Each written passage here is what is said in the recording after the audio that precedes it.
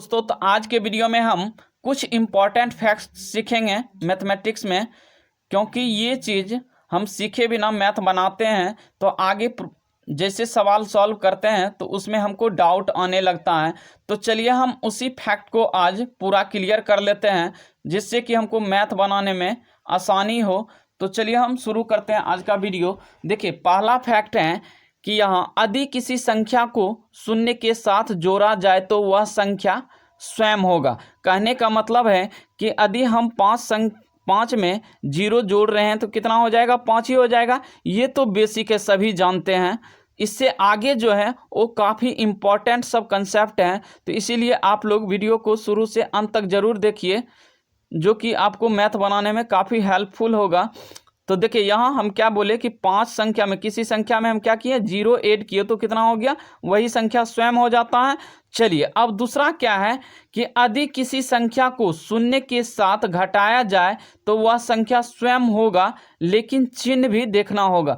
अब देखिए, इसमें कहने का मतलब है कि यदि हम शून्य में +5 जोड़ रहे हैं तो देखिए, प्लस तो हाइड रहता है, ये लिखा नहीं जाता है, तो हम लिख लिए 5 हो गया। अब देखिए, 0 में हम -5 कर रहे हैं तो इसमें माइनस साइन लगा हुआ है, तो इसके साथ माइनस आ जाएगा। ये चीज़ हमेशा ध्यान दीजिएगा। जैसे हम कोई संख्या में, जैसे 0 में हम 10 माइनस कर रहे हैं तो यहाँ देखिए तो कितना हो जाएगा? -10 ही होगा। यदि हम 0 में +6 कर रहे हैं तो कितना हो जाएगा? मतलब 6 ही होगा। तो ये तो बेसिक है। चलिए, इससे आगे हम तीसरा फैक्ट देख लेते हैं। तो तीसरा फैक्ट है, यदि किसी संख्या को शून्य से गुना की जाए या शून्य को किसी के साथ गुना की जाए तो गुणनफल हमेशा क्या होगा? उसका शून्य होगा। मतलब चलिए, हम कोई संख्या ले लिए, जैसे यहाँ पे हम a ले लिए और गुना शून्य कर दिए तो कितना आ गया? शून्य ही होगा। जैसे हम यहाँ शून्य ले लिए और कोई संख्या ले लिए तो इसका मान क्या हो गया? शून्य ही हो गया। तो चलिए हम इसी तरह से नंबर लेके सॉल्व करते हैं। देखिए, यहाँ पे 3 गुना 0 किए तो इसका मान कितना हो जाएगा? शून्य हो जाएगा। कितना भी संख्या रहे, हम 1 से गुना करते करते लाख जाएंगे, करोड़ों जाएंगे, अंतिम में शून्य से अधिक गुना कर देंगे तो उसका मान क्या हो जाएगा? शून्य के इक्वल आ जाएगा। ठीक ना? तो ये तो हो गया तीसरा फैक्ट। चलिए, अब हम चौथा फैक्ट के ओर चलते हैं।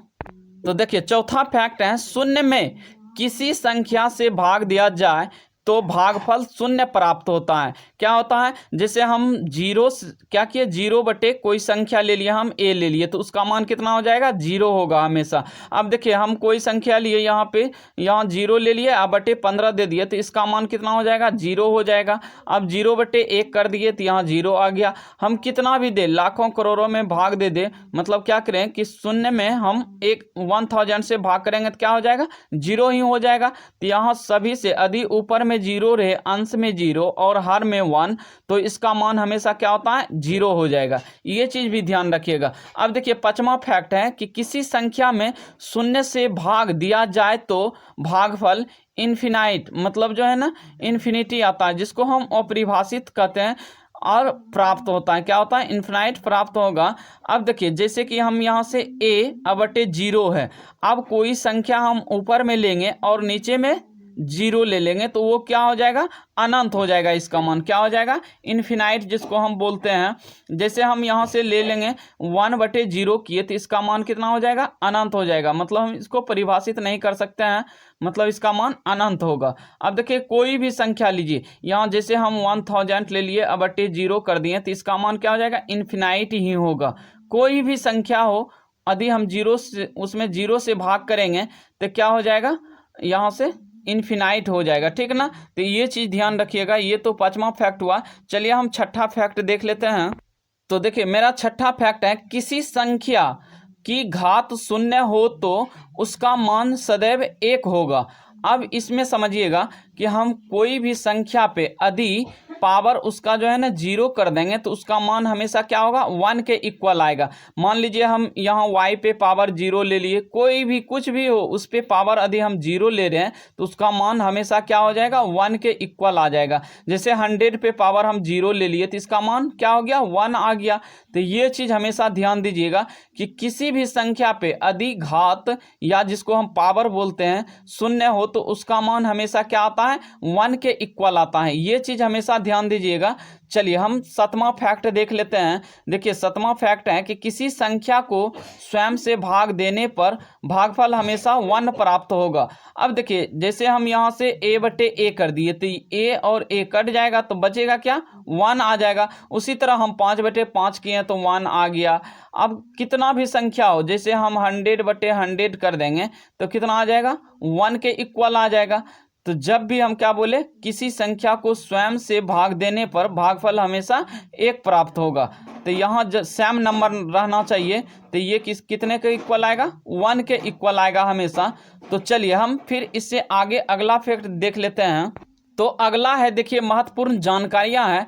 देखिए ये चीज़ हम बोले ना, कोई नहीं बताएगा जल्दी, ये चीज़ बेसिक चीज़, इसलिए आप लोग ज़रूर इस वीडियो को अंत तक देखिए। और इस टाइप का वीडियो हम बेसिक से 5-6 वीडियो बनाऊंगा, जिससे कि आपका मैथ पूरा कंसेप्ट क्लियर हो जाएगा। तो देखिए अब हम जोड़ और घटा पे चलते हैं, जिसको हम एडिशन एंड सब्ट्रैक्शन बोलते हैं। तो देखिए पहला इसमें है कि धनात्मक संख्याएं हमेशा आपस में जुड़ती हैं और चिन्ह प्लस का लगता है। अब देखिए हम यहाँ से समझा रहे हैं, जैसे यहाँ से एग्जाम्पल से समझते हैं कि 5 + 7 किए तो कितना आ जाएगा, 12 के इक्वल आ जाएगा। यहाँ कितना आ जाएगा, 12 के इक्वल। लेकिन ये जो होता है प्लस का चिन्ह, ये मिसिंग रहता है, इसको हम नहीं लिखते हैं। अब देखिए हम यहाँ से जैसे 7 + 6 किए तो कितना हो जाएगा, 7 + 6 हो जाएगा, +13 हो जाएगा। लेकिन ये चीज़ हम नहीं दर्शाते हैं। तो यही बोलता है कि धनात्मक संख्या हमेशा वापस में क्या होता है,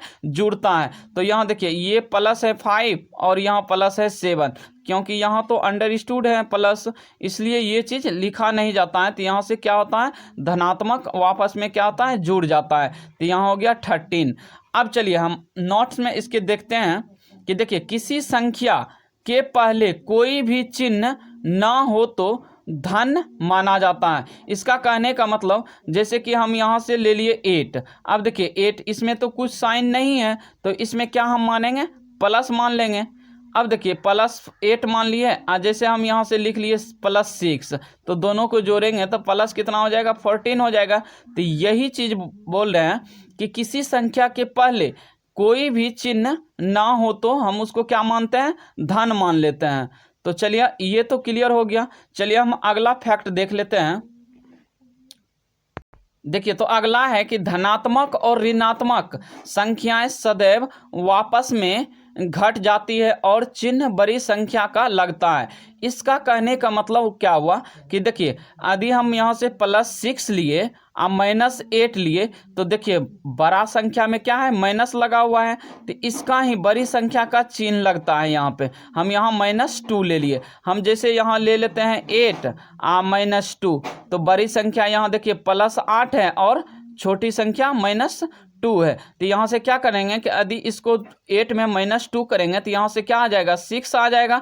तो 6 पॉजिटिव जो है ना, हम क्या बोले, अंडरस्टूड रहता है, इसको लिखा नहीं जाता है। लेकिन यही में यदि निगेटिव यहाँ से आ जाए, जैसे हम ले लेते हैं यहाँ से -14 अब +6। अब देखिए बड़ा संख्या में क्या है, माइनस लगा हुआ है, ऋणात्मक है संख्या यहाँ पे चिन्ह, और यहाँ पे धनात्मक है। तो ये देखिए बड़ा संख्या में निगेटिव है, तो यहाँ हम निगेटिव का प्रयोग करेंगे। तो यहाँ से पहले माइनस लिख लेंगे, उसके बाद 14 में से 6 को घटा देंगे, तो यहाँ से कितना हो जाएगा, तो यहाँ 8 हो जाएगा, ठीक ना, -8। देखिए ये चीज़ साइन के बारे में हम बताना चाह रहे थे। तो अब देखिए जैसे हम किसी संख्या में यहाँ से -17 ले लिए और यहाँ से क्या हो जाएगा, +6 ले लिए, तो अब बताइए कितना हो जाएगा, माइनस, बड़ा संख्या में माइनस है तो यहाँ माइनस आ जाएगा, तो -11 हो जाएगा। तो ये चीज़ इसमें समझाना चाह रहे थे। चलिए हम इससे अगला फैक्ट देख लेते हैं। तो देखिए तीसरा नंबर में है कि ऋणात्मक संख्याएं वापस में जुड़ जाती है और चिन्ह ऋण का लगता है। इसका कहने का मतलब हो गया कि यदि कोई संख्या हम माइनस जैसे कि यहाँ से देखिए -7 और -8 कर लिए, तो यहाँ सिंबल क्या आ गया, माइनस का, 15 आ गया, दोनों जुड़ गया, लेकिन यहाँ पे सिंबल रह गया माइनस का। ये चीज़ समझते हैं। फिर देखिए दूसरा यदि हम एग्जाम्पल ले लेते हैं, जैसे हम यहाँ से 6 ले लिए, -6 और -5 ले लिए, तो देखिए दोनों को माइनस क्या होता है, जुड़ जाता है आपस में, तो 6 5 11 हो गया। लेकिन हमको यहाँ साइन दर्शाना पड़ेगा, 11। ये चीज़ हम बताना चाह रहे थे 3 नंबर में। अब देखिए जैसे हम ले लिए यहाँ से -18 ले लिए, अब -6 ले लिए, तो अब बताइए कितना हो जाएगा। तो माइनस यहाँ सिंबल आएगा तो दोनों तो जुटेगा, लेकिन सिंबल आएगा निगेटिव का। तो यहाँ से 18 और 6 को जोड़ लेंगे तो कितना आ जाएगा, 24 आ जाएगा। तो यही हो गया मेरा। इस तरह का ही कंसेप्ट देखिए आगे जब भी हम सॉल्यूशन करेंगे तो इस टाइप का हमको यूज करना पड़ेगा, इसीलिए ये चीज़ आपको ध्यान देना पड़ेगा।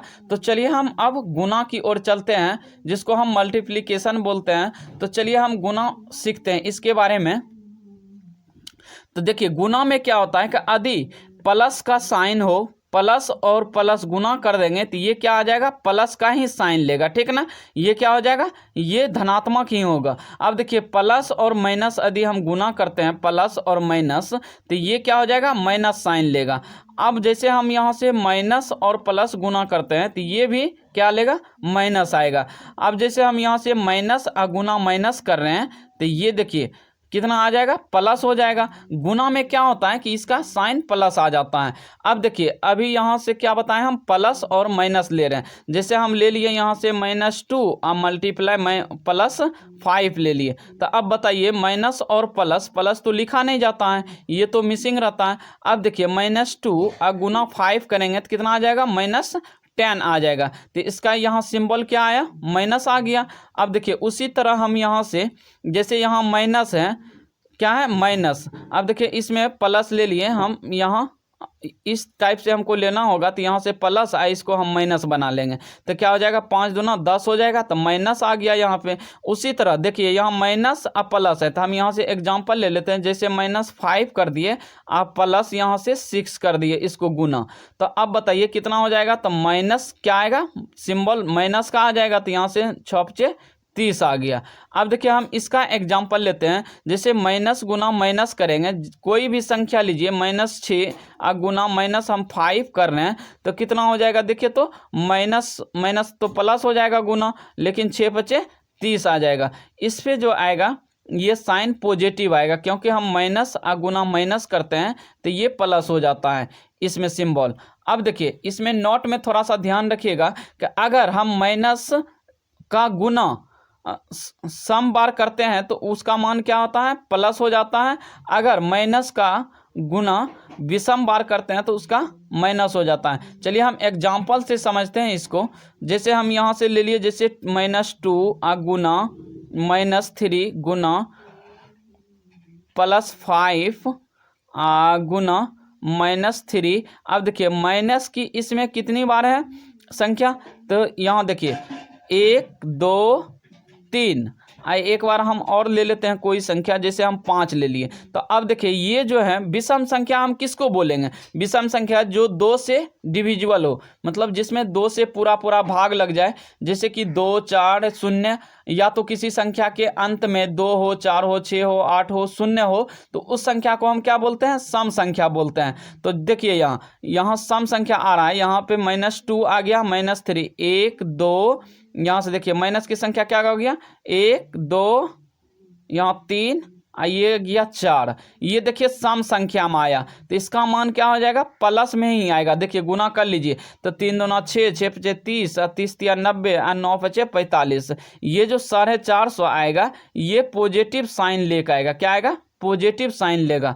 अब देखिए हम यहाँ से विषम संख्या में ले लेते हैं। विषम संख्या किसको बोलेंगे, तो विषम संख्या हम उसको बोलते हैं जो कि 2 से पूरा पूरा विभाजित ना हो, हम उसको बोलते हैं विषम संख्या। अब देखिए जैसे कि किसी संख्या के अंत में 1 3 5 7 9 ये सब आ जाए तो क्या हो जाएगा, ये विषम संख्या होगा। तो चलिए हम यहाँ से शुरू करते हैं। देखिए जैसे हम माइनस की संख्या ले लेते हैं विषम बार, -3 गुना 5 गुना -5, यहाँ से फिर ले लेते हैं गुना -2 ले लेते हैं, ठीक ना। तो अब देखिए माइनस की संख्या कितने बार है, विषम बार है। तो यहाँ से देखिए 1 2 3, 3 बार है माइनस की संख्या, तो ये हो गया विषम बार। अब देखिए यहाँ से -3 गुना 5 करेंगे तो कितना हो जाएगा, -5 या 15, अब 15 × 5 75, माइनस प्लस 75 हो जाएगा। अब 75 गुना जब 2 करेंगे तो यहाँ से कितना आ जाएगा, -150 आ जाएगा। कितना आ जाएगा, -150। अब देखिए विषम बार जो ये आया माइनस की संख्या, तो क्या आ गया, निगेटिव साइन लिया। तो ये चीज़ हम बताना चाह रहे थे। चलिए हम इससे अगला देख लेते हैं।